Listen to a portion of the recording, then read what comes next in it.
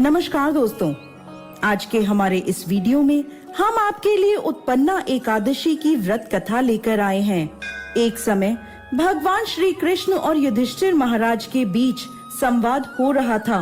युधिष्ठिर महाराज बोले, भगवान, आप कहते हैं कि सहस्त्र यज्ञ करने से जो फल प्राप्त होता है उसकी तुलना मात्र एक एकादशी के व्रत से मिलने वाले फल से नहीं की जा सकती। कृपा आप मुझे बताएं कि यह एकादशी इतनी विशेष क्यों है और किस प्रकार यह इतनी मंगलमय बनी। इसके उत्तर में भगवान श्री कृष्ण कहने लगे, राजन, मार्गशीर्ष मास के कृष्ण पक्ष में आने वाली एकादशी पर भक्त को एकादशी व्रत करना प्रारंभ करना चाहिए। इसे उत्पन्ना एकादशी कहते हैं। इस प्रकार भगवान ने उत्पन्ना एकादशी की व्रत कथा शुरू करी। सतयुग में एक समय मूर नामक एक अत्यंत भयानक दैत्य रहता था, जिसने अपने क्रोध और बाहुबल से स्वर्ग के राजा इंद्र सहित समस्त देवताओं को पराजित करके अपने नियंत्रण में कर लिया था।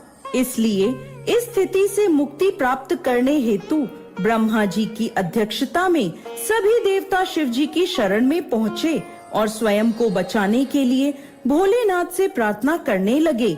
तब भोलेनाथ बोले, हे देवराज इंद्र, इस घोर कष्टमय स्थिति से आपको केवल भगवान श्री हरि मुक्ति प्रदान कर सकते हैं।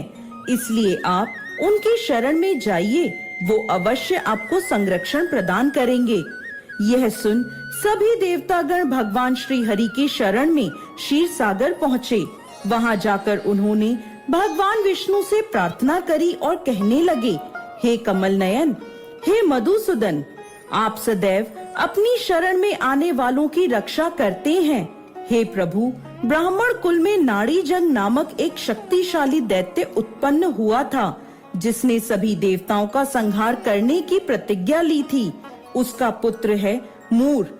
इसकी नगरी का नाम है चंद्रावती और इस दैत्य ने त्रिलोक में हाहाकार मचाया हुआ है।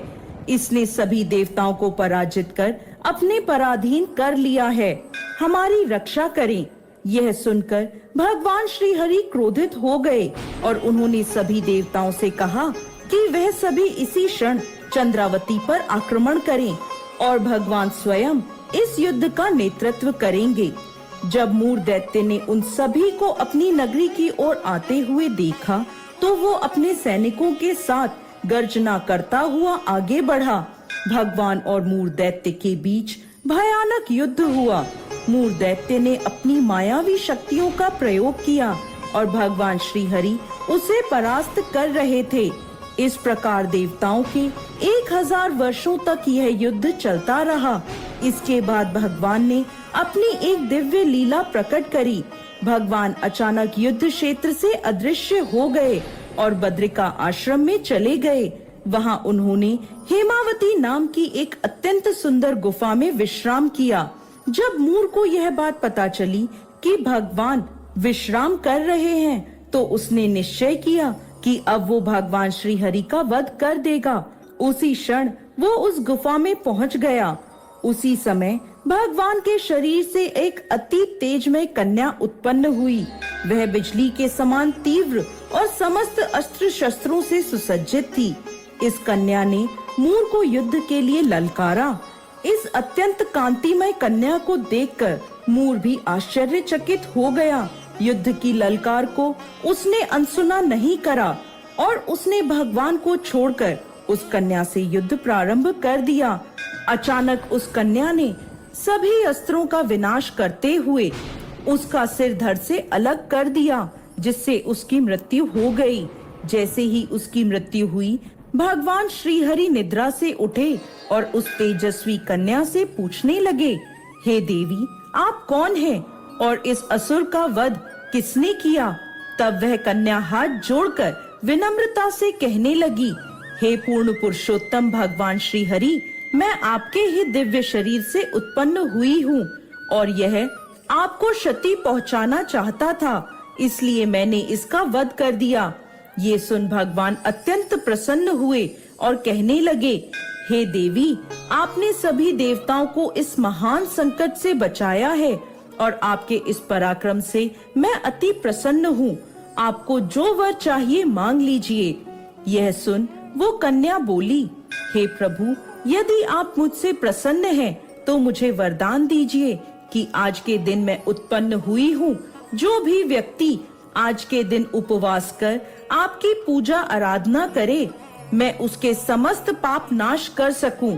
जो भी व्यक्ति आज के दिन संध्या के समय भोजन ग्रहण करे या संपूर्ण उपवास का पालन करे, आप उस व्यक्ति को सुख, संपत्ति और मोक्ष प्रदान करेंगे।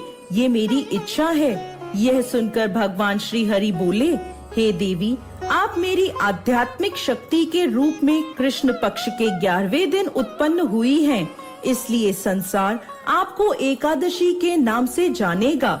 आपकी उत्पत्ति का यह दिन मुझे अति प्रिय होगा। आगे भगवान श्री कृष्ण कहते हैं, हे कुंती पुत्र, जो भक्त एकादशी के व्रत का पालन करना चाहते हैं, वह उत्पन्ना एकादशी से यह व्रत प्रारंभ कर सकते हैं। इस एकादशी का व्रत करने से हजारों यज्ञों से भी अधिक फल प्राप्त होता है।